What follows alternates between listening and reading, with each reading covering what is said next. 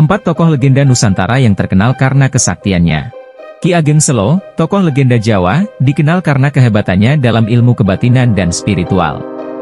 Salah satu kisah kehebatannya adalah kemampuannya dalam berkomunikasi dengan makhluk gaib dan memahami bahasa alam lain. Pada suatu hari, desa yang dikuasai oleh Ki Ageng Selo dilanda bencana kekeringan yang membuat warga desa menderita.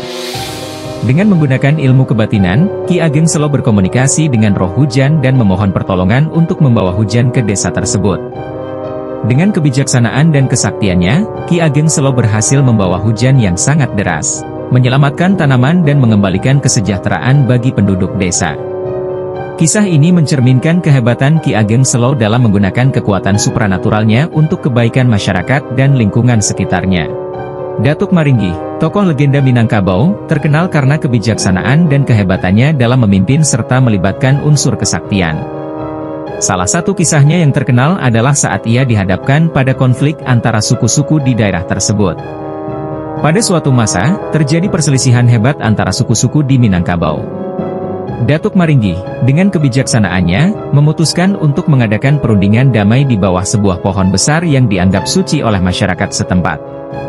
Saat perundingan berlangsung, Datuk Maringgi menggunakan kekuatan kesaktiannya untuk menciptakan aura keharmonisan dan perdamaian di sekitar lokasi. Beliau mampu meredakan ketegangan dan menginspirasi para pemimpin suku untuk menyelesaikan konflik dengan cara yang damai dan adil. Hasilnya, perundingan berakhir dengan kesepakatan yang menguntungkan semua pihak, dan perdamaian pun terwujud. Gajah Mada, tokoh legenda Majapahit, terkenal dengan kesaktiannya sebagai pejuang dan pemimpin. Salah satu kisahnya yang terkenal adalah terkait dengan Sumpah Palapa, yang menunjukkan tekadnya untuk tidak menikmati rempah-rempah sebelum berhasil menyatukan Nusantara di bawah pemerintahan Majapahit.